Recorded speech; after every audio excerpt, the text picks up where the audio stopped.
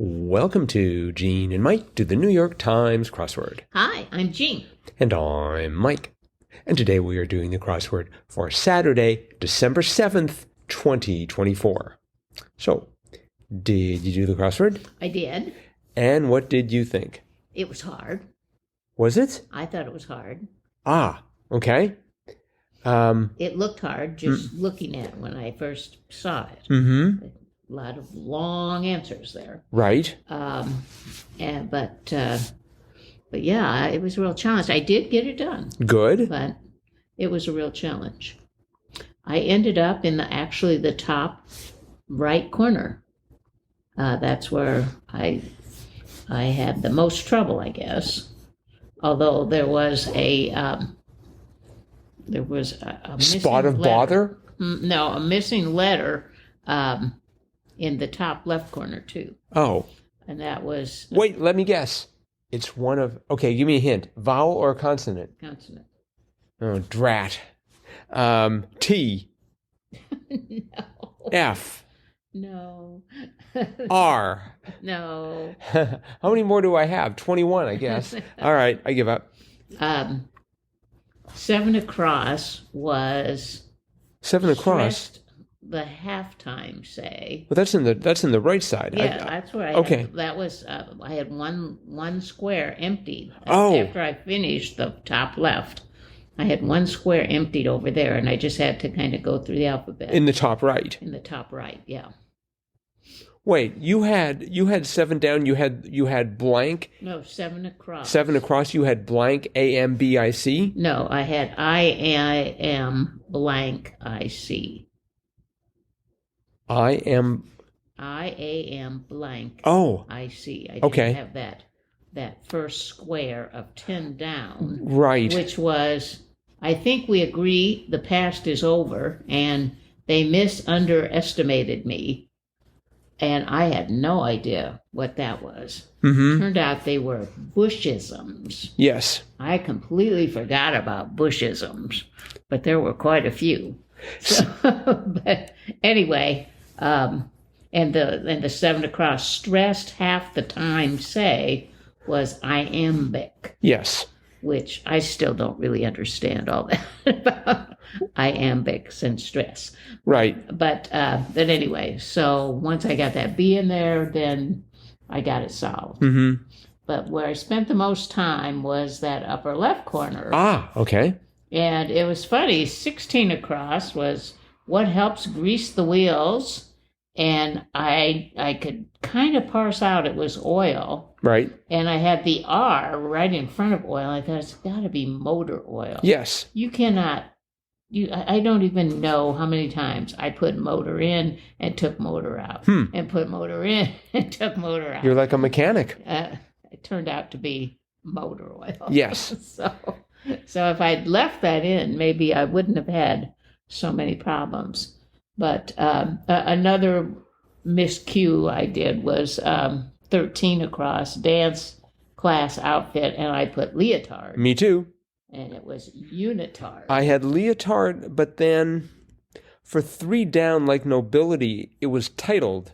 So the Leo had to go. Mm-hmm. And if it was an itard, actually, I may have just thought of the word unitard because we've heard that before. What is the difference between a leotard and a unitard?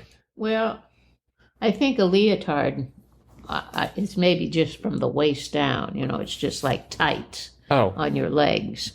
Whereas a unitard covers your legs and torso and arms. And tight all over. Yeah. Mm-hmm. I see. Mm-hmm. Yeah, I never wore that during dance class. Oh, what'd you wear? Speedos. I find that Speedos are a good way to start a conversation at a dance studio. I bet. And get yourself arrested simultaneously so you can carry on the conversation with the arresting police. Oh, I wish I could have seen that. The police wish they couldn't. 1 down was unfair charge informally was bum rap. Right. And I got enough of that so that I got the M to confirm motor oil. Right. I think one of the most difficult clues for me was 2 down. Highest ranking Asian American politician before Harris. And it was Inouye. Yes. And first of all, recognizing that the answer was Inouye was a challenge. Oh. And then figuring out how to spell it. That was my challenge. It was just I knew it was Inouye. Really? I did. Neat. I remembered him from the Watergate. Was he from Hawaii? He was from Hawaii. And he had been injured in World War II, so he had no use of one of his arms. No kidding. Yeah, and so I remember seeing that during the Watergate hearings. You know, he didn't make it obvious or anything, but you could tell that he could not move his one arm. And of course, back then, that was what, the 70s, I guess. You didn't see a lot of disabled people on television or anywhere. You know, they were just like, that was before, ADA and such. So that was, just kind of unique to see this, person who had a disability in such a high position, and he eventually, I think, went on to become the president pro tem of the Senate. Oh, okay. Yeah, he would definitely have been the highest ranking Asian American, but he was a war hero during World War II. He served, and a great man. Getting back to the old Bushisms. Yes. So I thought those sounded like things that Yogi Berra would have said. Oh, so yeah. I had yogi-isms. Oh. And I thought, I've never heard of a yogi-ism before. No, but he had some good lines too. But And then 22 across, renowned conductor born in Bombay was Mehta. Is that Zubin Mehta? yes. I had the name in my head, and I thought, why do I think it's Mehta? Because first of all, I was trying to think of a conductor. The only one I could think of was Leonard Bernstein. And I thought, that's not going to fit because I only have 5 letters. Uh-huh. And then I thought that John, don't tell me, John somebody, he did Star Wars, John Green. No, that can't be it. John Carpenter. John somebody else. Anyways, that John person. Williams. Yes, John Williams. But of course that wouldn't fit. Does he? But he isn't actually really a conductor. He's a composer, right? That's right. Yeah. So. Well, he conducts too, but I think. Well, I presume he conducts when he's recording. Mm-hmm, sure.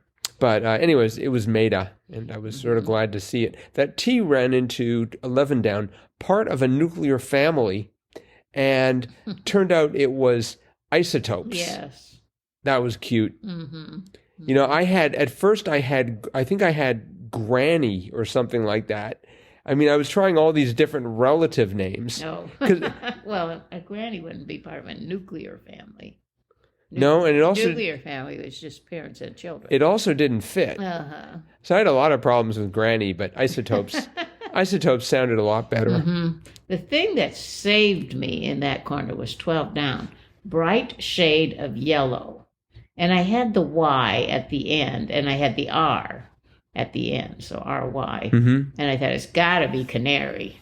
And having all those last letters of the other clues really helped a lot. Yes. It didn't help with the iambic, but all the other ones, they all fell into place. So. Yeah, I did not know canary, and I didn't know canary until I got like all of the crosses. I was sort of dense with regards to that. 26 down was introducer of the new look in 1947. Right. It was 4 letters. The second letter was an I, and I thought, Life magazine. Oh. They must have introduced the new look. No. Well, it sounds like something they might have a photo shoot. The new look. No. But it was Dior. Christian Dior. Yep. So that was a challenge. We had 27 across. Illegal substance in sports lingo was PED. Yeah, I didn't know what that was. I had to look it up. Performance enhancing drug. Oh. Which makes perfect sense. I, immediately thought roid, like steroid. Oh, okay. But of course that didn't fit. Yeah, I just let it sort of pop up through the crosses. Let's see. We had 14 down was a rather long clue. hot water. And I had difficulties, and I had difficulties with a clue because I put in the word difficulties when I should have put in dire straits. Yes. And then 15 across, host of a record 8 Olympic Games as of 2024, the USA. Right. So I always have trouble when they throw in a gratuitous the, because I was like, I had the second letter being H. So I was thinking maybe it's China, spelled with an extra, spelled with an extra A. Then I thought I had the third letter being an E, so I thought maybe it's Seoul. Although I look at that now, and that wouldn't have worked either. I just found that to be sort of tricky. Mm-hmm. But it's a Saturday where we're expecting these to be tricky. Right. 17 down was cute. It doesn't go over well, and I was thinking of like clearing a limba pole or something like. Mm-hmm. But it was lead balloon. Lead balloon, yes. That was great. Yeah, I like the one next to that, 21 down. Gifted orator, spellbinder. Yes. I thought they were looking for a name of someone. Uh-huh. So, 38 down, I had trouble with. 38 down being First Nations people. And I had Omahas. Oh. Because it fitted, but it was the Ojibwa. Ojibwa. Yeah, 37 across, 3 letters. Huck's pal. It's either got to be Tom or Jim. I thought, I'm going to put Jim because he was the one that was actually in Huckleberry Finn, but it turned out to be Tom. So I could only remember Tom. Well, yeah, Tom from Tom Sawyer, but Tom Sawyer wasn't in much of Huckleberry Finn, but Jim, that was his friend and runaway slave.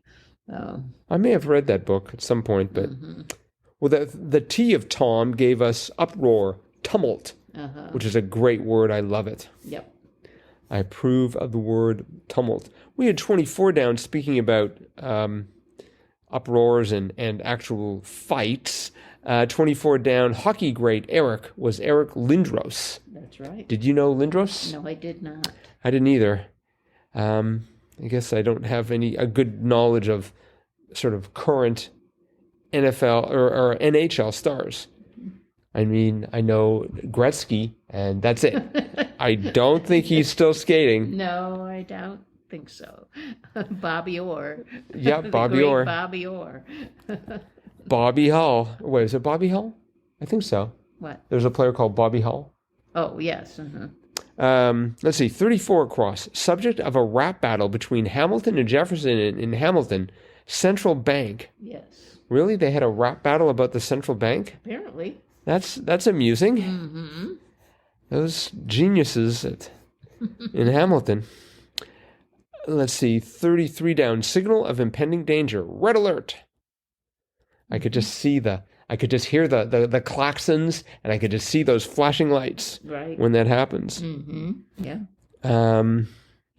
Let's see. We had 52 across.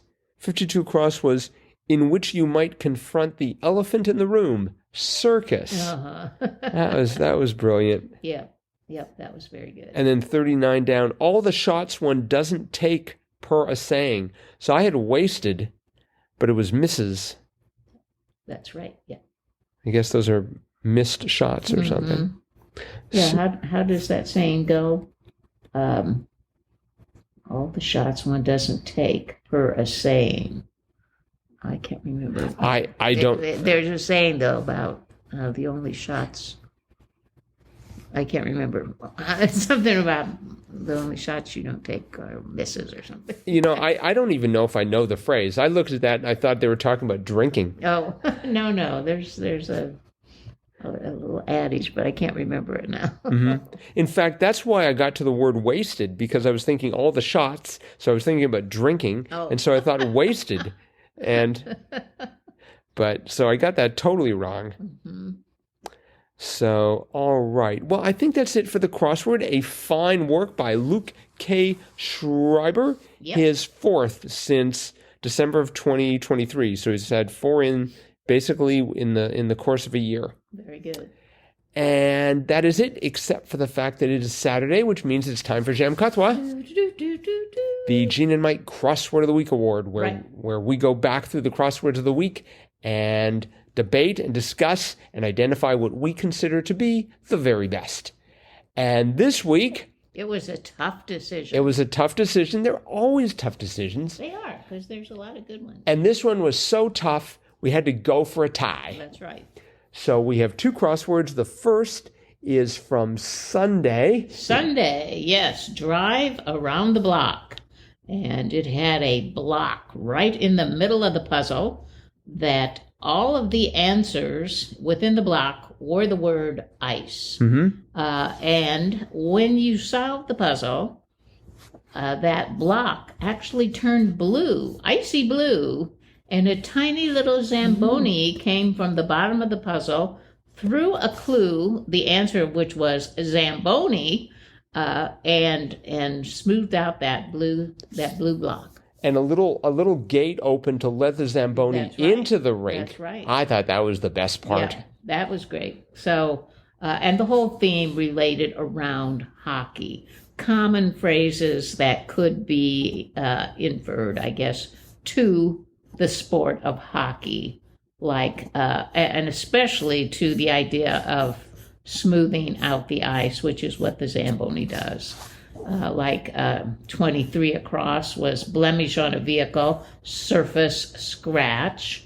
And then we had 35 across, like a weakly hit ground ball, slow rolling. And we had 115 across, 1984 state hit, smooth operator. All kinds of things. One more, 97 across. Holding that's hard to convert to cash. Frozen asset.